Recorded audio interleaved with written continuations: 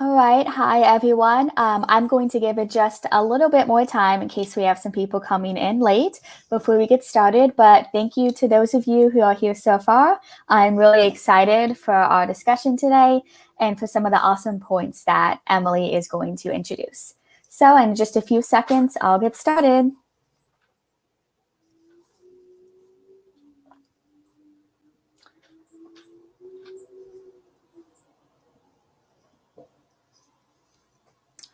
All right, we may have some more people come in, so feel free to invite any other people you know who might want to get started and might want to join the broadcast. But hello, everyone. My name is Adriana Waters, and I am a senior at WKU, and I'm also a Global Learning and International Affairs Ambassador.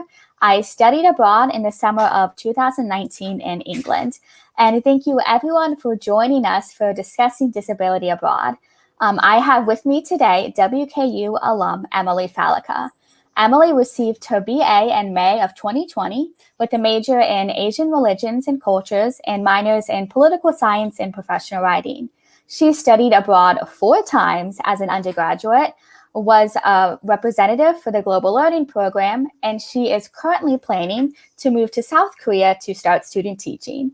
So in just a moment, I'm going to give the floor to Emily for her to talk about her experiences studying abroad with disability, along with providing some resources or advice she has for studying abroad in general, but especially for anyone who has a disability and is interested in studying abroad.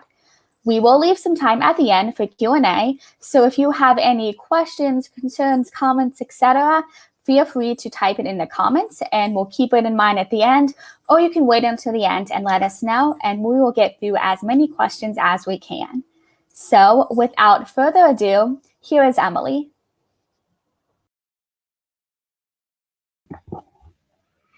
Hi, everyone. I am really excited to start this presentation with you all.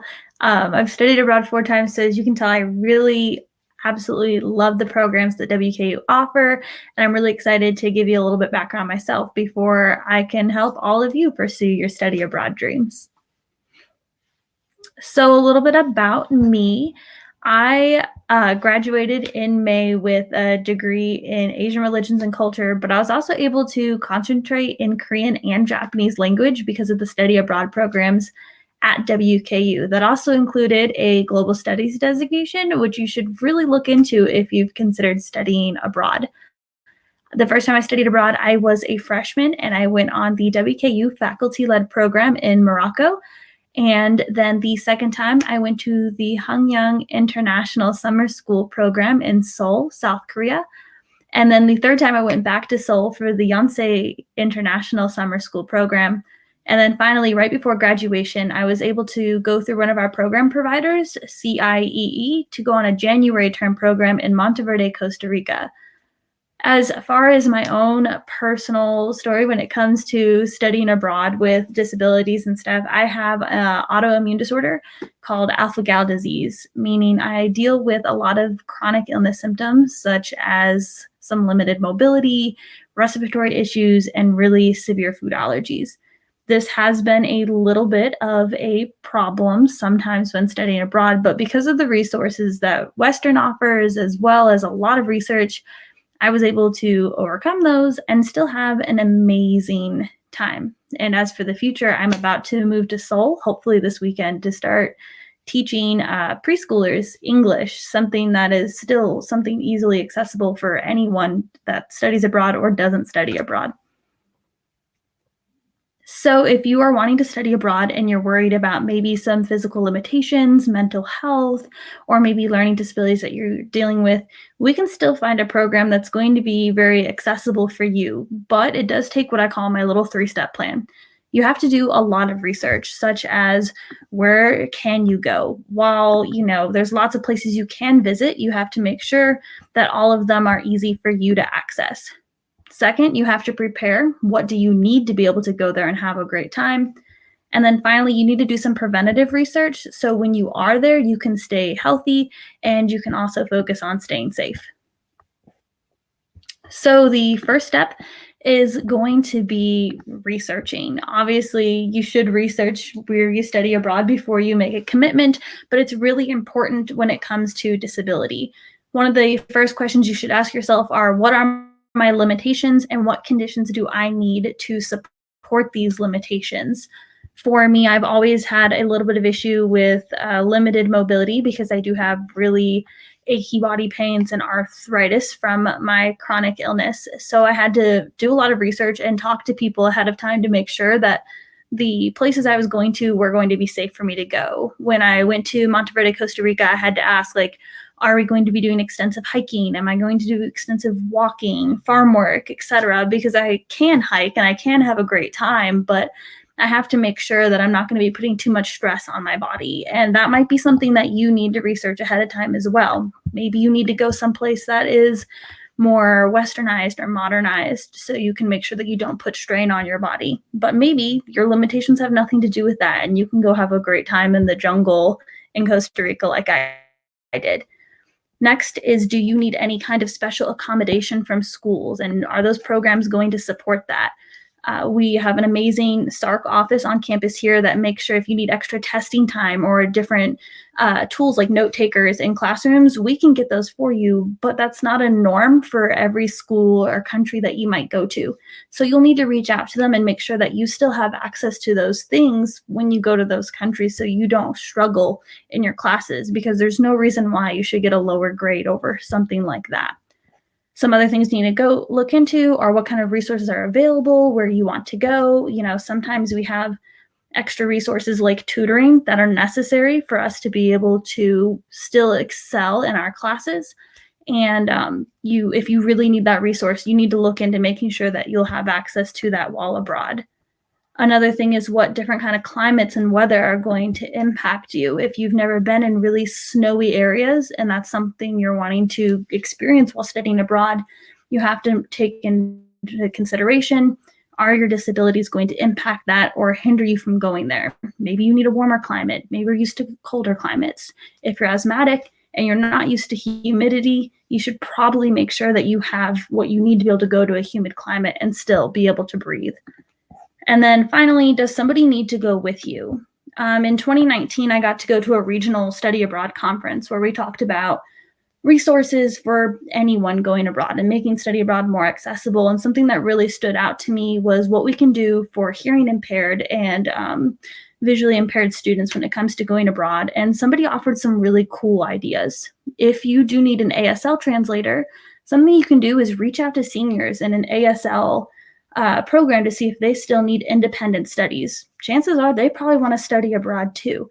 And they can create an independent study program with the heads of their departments to potentially be your translators so they can get credit and you can still have an amazing experience abroad.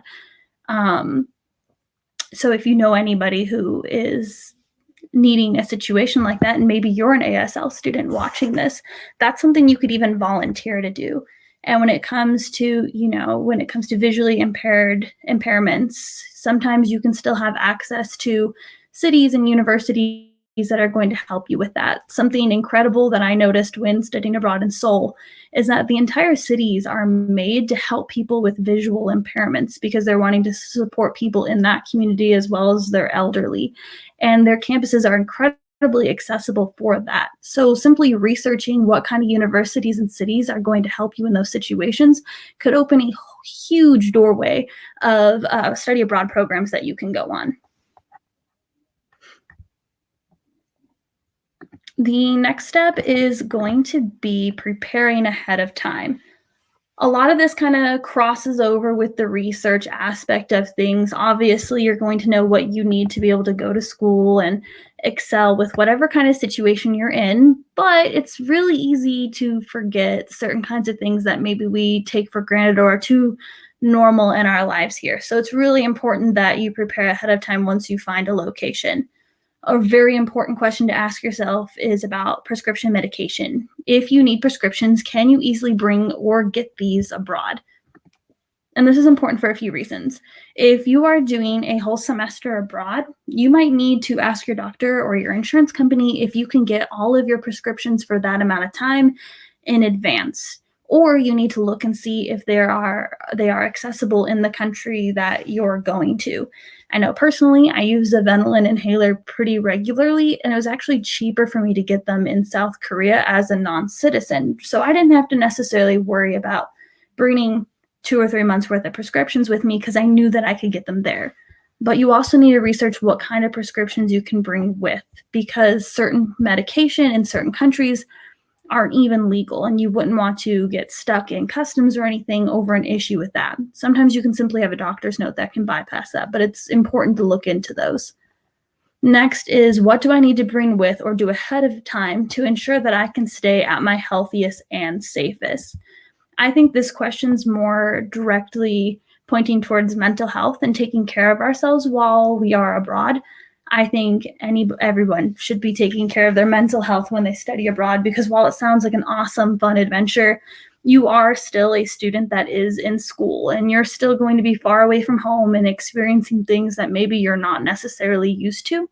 So I suggest making a list of things that you normally do at home to keep your mental health at its prime or the best that you can, to make sure that you remember those things when you're abroad. I know I really like journaling and listening to music, so I made sure that I had Spotify available to me in other countries. But I also made sure that I always brought blank journals with and lots of pens and some fun stationery and stuff. For me, writing's a very therapeutic thing, and I wanted to set myself up for success before I got there instead of getting there and then maybe having a rough time. Another thing is, who's going to be your point of contact?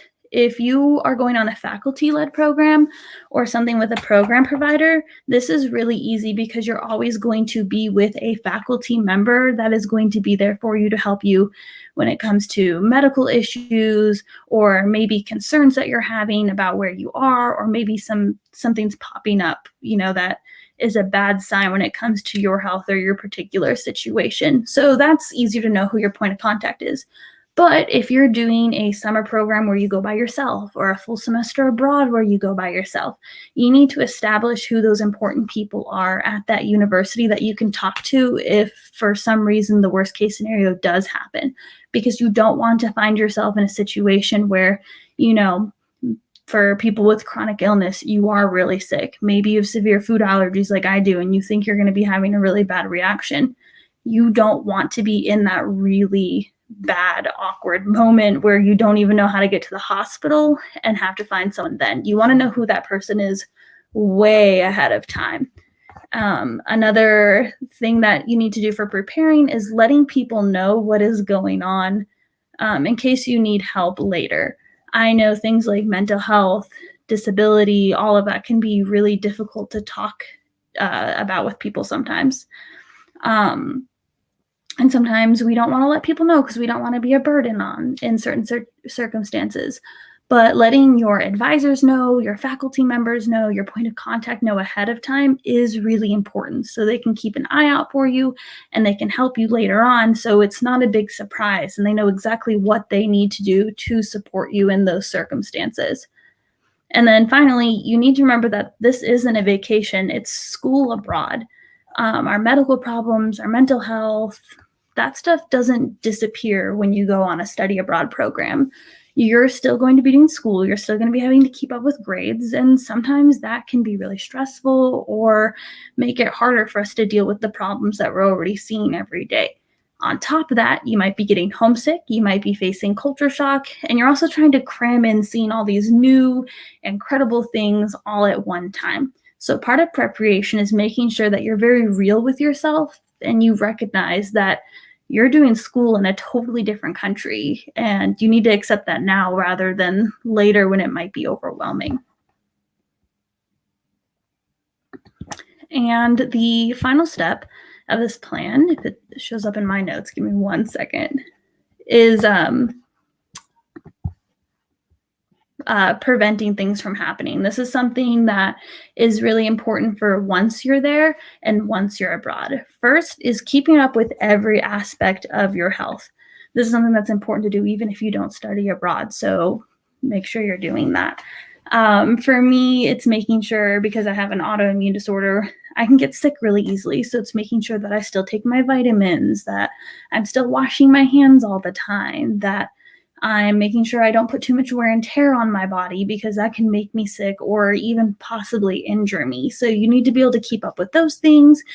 If you have maybe other physical limitations, such as you're hearing impaired or you're visually impaired, you need to make sure that your needs are getting met and people are hearing you and hearing what you need to continue thriving in those particular situations. It's really important that you don't let things slip through the cracks because you think you're a burden, because you are on the other side of the world and you don't have as many resources. So you need to make sure that you're taking care of yourself once you're there.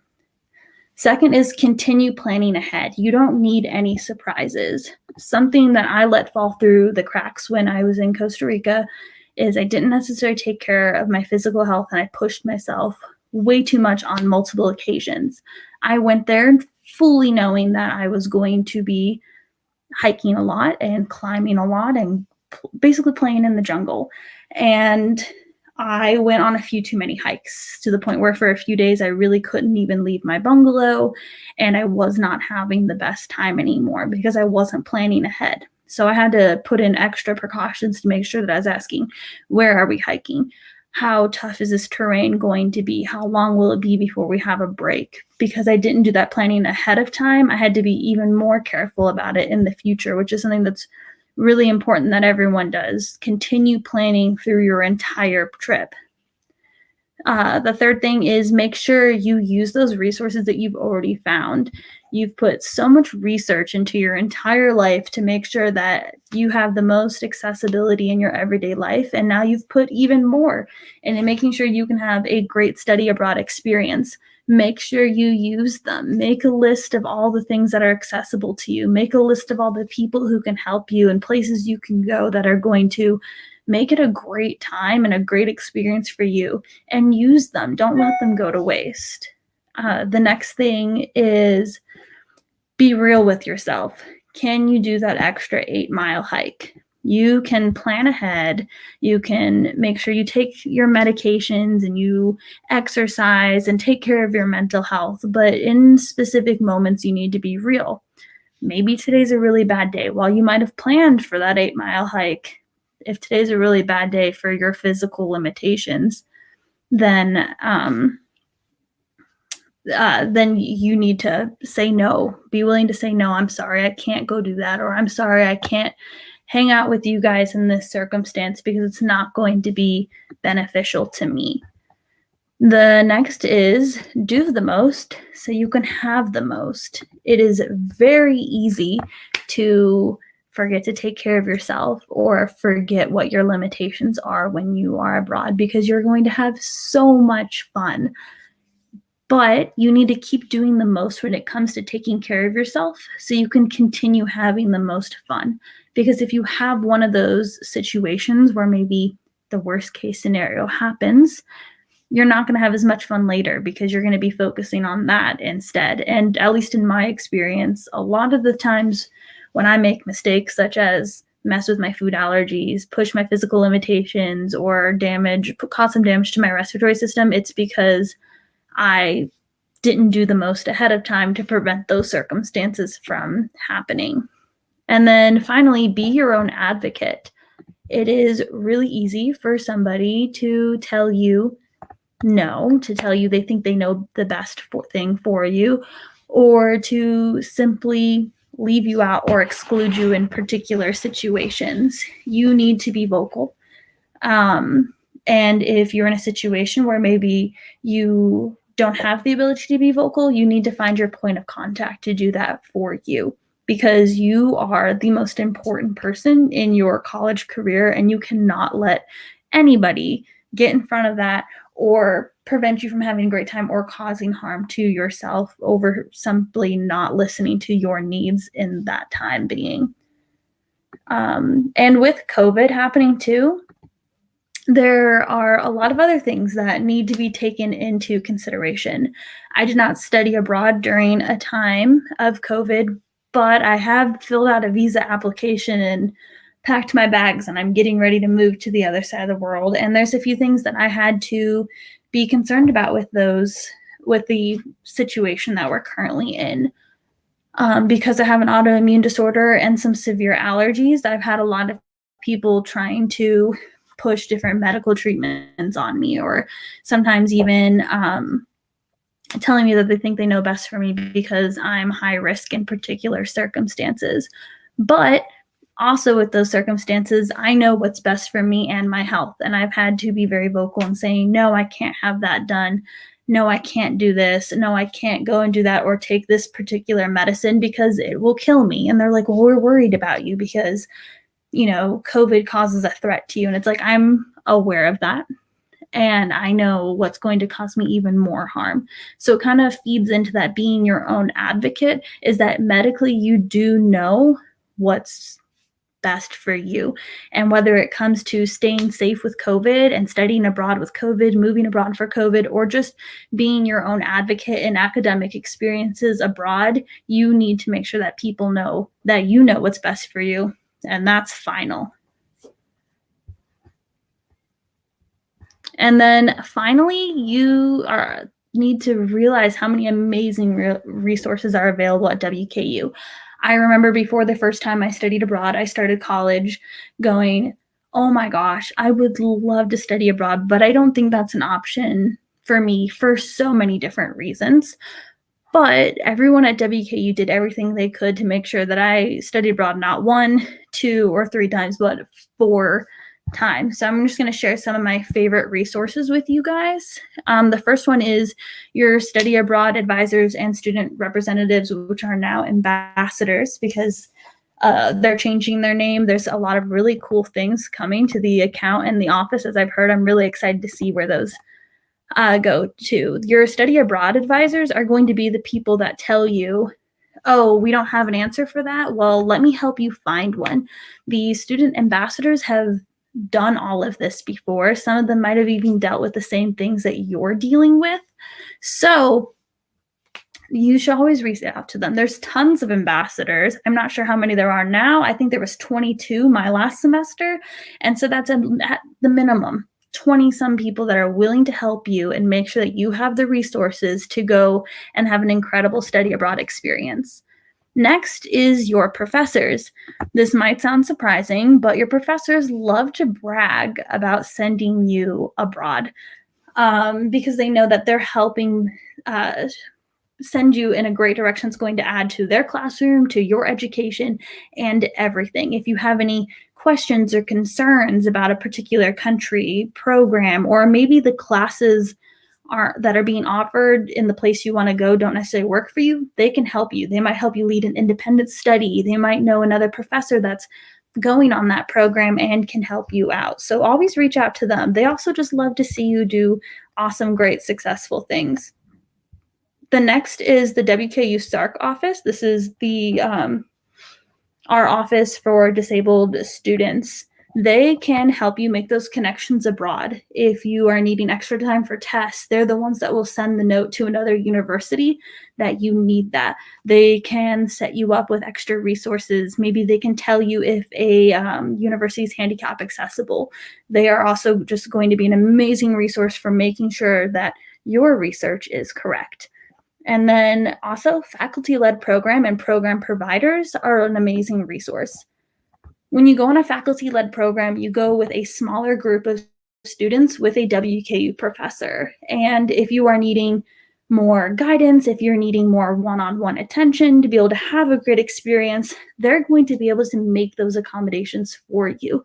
And they're also going to be really willing to help you because they want a small group that they can work with. And I've been on a faculty-led program, and it was an amazing experience that really helped make sure that they took care of me and that I was able to maximize my experience. And then finally, I'm a resource for you. You guys can message me anytime on Instagram. My username is on the screen. It's Falica. Or you guys can email me anytime. I can talk to you more one-on-one about my experiences. I can help you find resources for whatever you're needing, because even if I haven't dealt with it, I want to make sure that I can help you find resources that will help you be able to deal with the particular circumstance you're in. And then also, if you just have any general study abroad questions, I might not be an ambassador anymore, but I still love helping you guys study abroad. So that is it for my presentation, but if you guys have any questions, I think we can switch to that.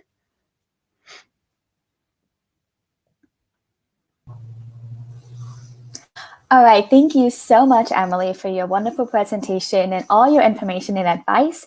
And thank you, everyone here so far, especially those of you who have popped some questions and comments inside of the chat. Just like Emily said, WKU is here to help you with any resources you may need about studying abroad, and especially about studying abroad in disability. So do not hesitate to reach out to us if you have any questions at all. So our first question that we have is from Diana Howard, and she asked, how did you become so brave and self-confident? And did you have a mentor or significant support system while abroad?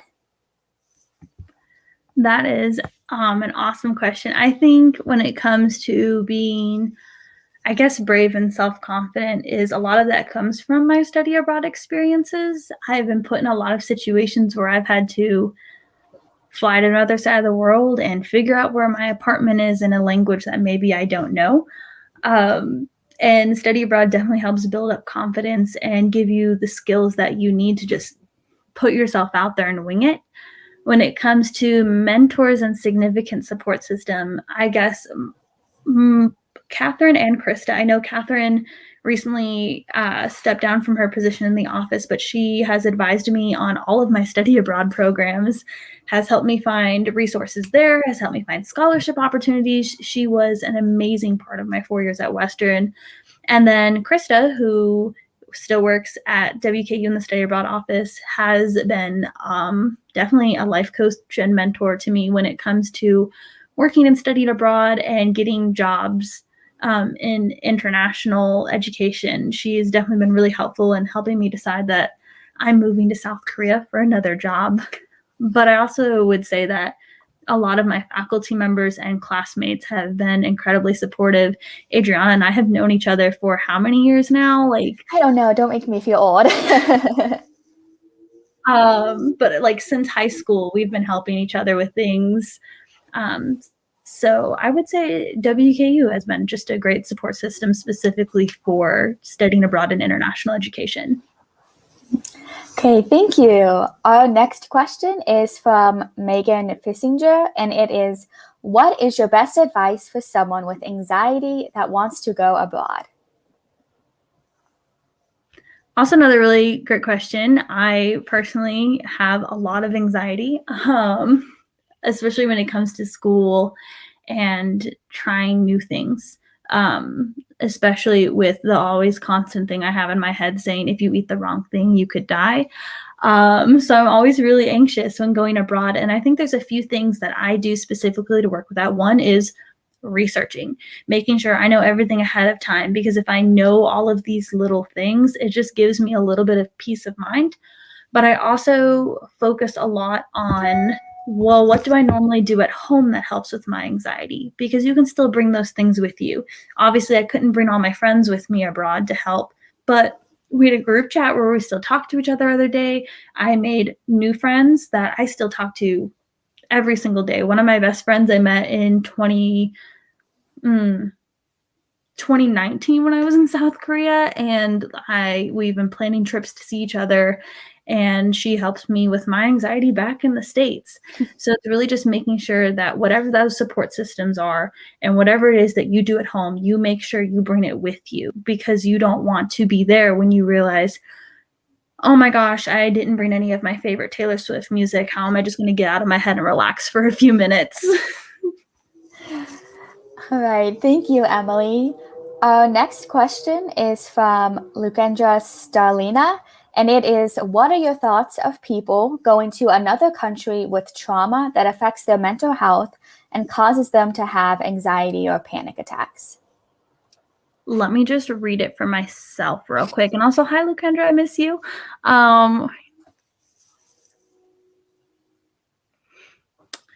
Okay, so this is, I would say, another anxiety-related question.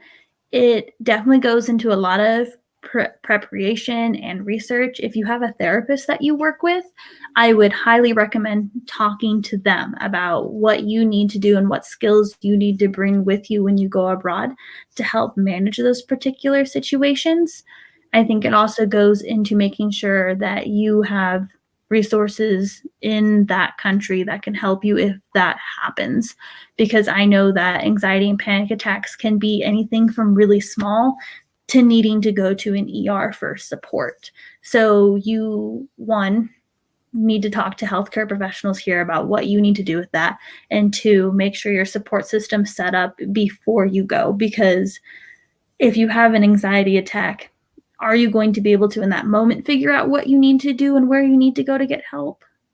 Sometimes you can, sometimes you can't. So it just goes into researching those particular situations before you go. And also making sure if where you're going is conducive to that environment. You know, we all have things that are going to, I hate using the word trigger, that are going to trigger past traumatic experiences. And some places might be more aligned with that than other places might be. If feeling safe is something that helps make you feel safe, maybe looking into the safety of where you're wanting to go in comparison to where you feel safe back at home. Hey, thank you again for that question. We'll leave some more time in case anyone has any questions or concerns. But Emily, I actually have one or two questions for you. You did talk a little bit about, COVID, and especially because you're getting ready to go to South Korea in the age of COVID. Do you have any other thoughts about people who are interested in studying abroad in the age of COVID? I have a lot of thoughts about that. So one thing that I think is really cool is that there's some awesome college away programs happening right now. I know disability can come in the form of people being affected by illness more. For me, if I did get COVID, it could be more dangerous potentially for me than maybe someone who is healthier. And so if I was looking to study abroad, I'd be looking to these college away programs, because a lot of them are situations where you are more isolated, and you're doing school from Western, but in a different location. And in some cases, it might even be safer. The campus that I went to when I went to Costa Rica is completely isolated in the jungle. It's a self-sustaining commune, and it is literally amazing. And they're offering college away programs where you can go there, quarantine there, and then just be nestled in the jungle while you do your online classes.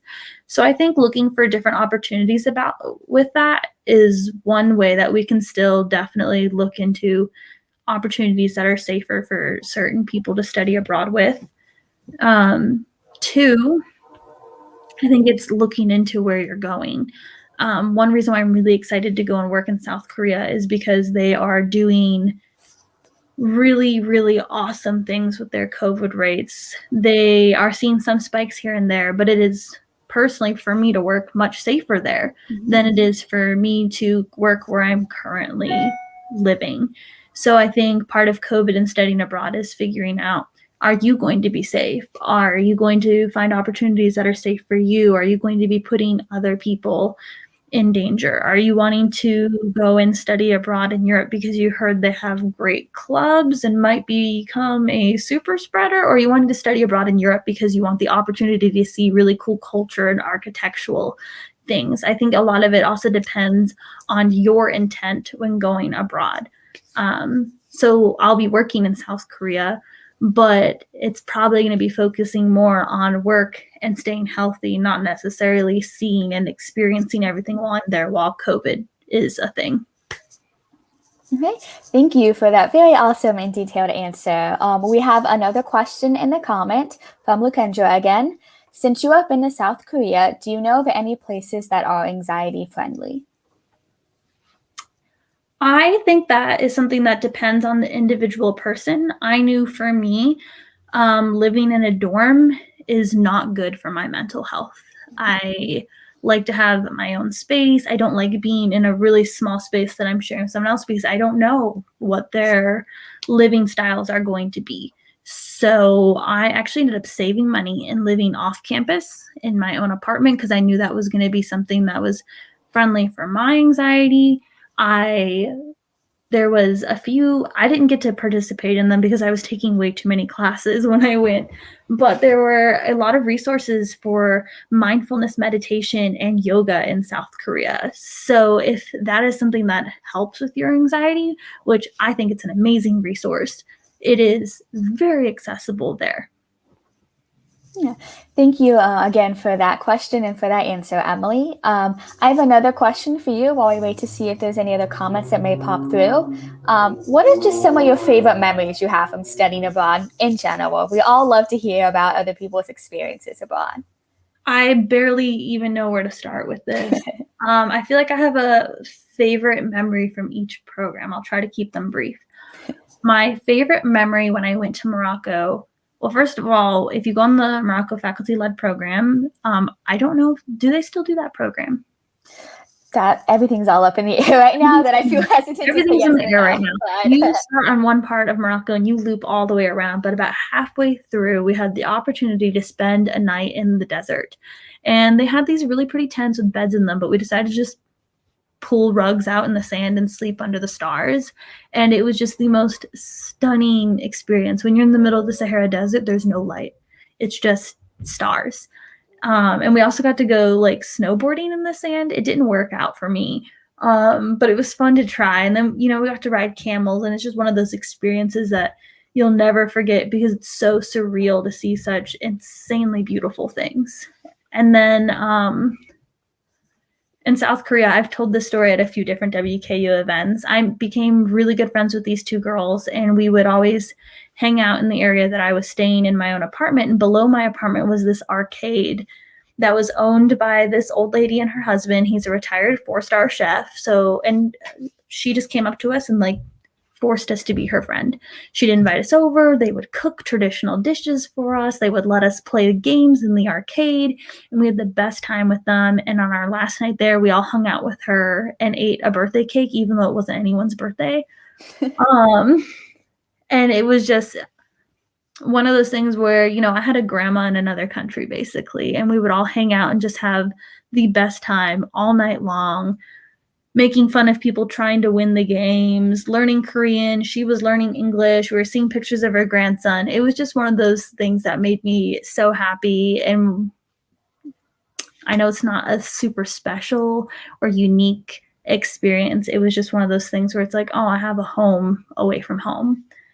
And then in Costa Rica, oh my gosh, the whole thing was a wild, crazy, amazing experience. But one of my favorite things was the site coordinator on our day off snuck us all out to this waterfall that we went swimming in. And none of us had bathing suits, so we were all just in leggings and t-shirts swimming in the middle of winter when it's 50 degrees out in this waterfall. And it was freezing. It was miserable, but it was also amazing. Thank you so much, Emily. I know we always enjoy hearing about other people's experiences studying abroad, and I hope that they made other people excited to study abroad in the future. Real quickly to confirm, we do still have the Morocco program, so if you're interested in that, it is still happening. All right. If you have any other questions or comments, do go ahead and pop them up, but we are going to get ready to wrap up in the meantime. So again, thank you so much for coming. Thank you again, Emily, for all your advice you gave to everyone. If you have any questions or concerns about studying abroad, then you can visit our website at wku.edu/studyabroad.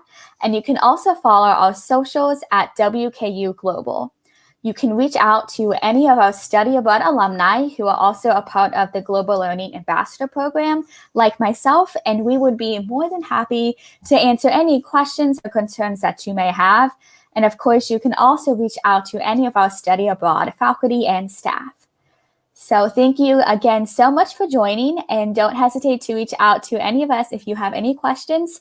And I hope that if studying abroad is part of your dream while in college, that you are able to have this journey, because you absolutely can, and we will help you find the resources to do so. Thank you.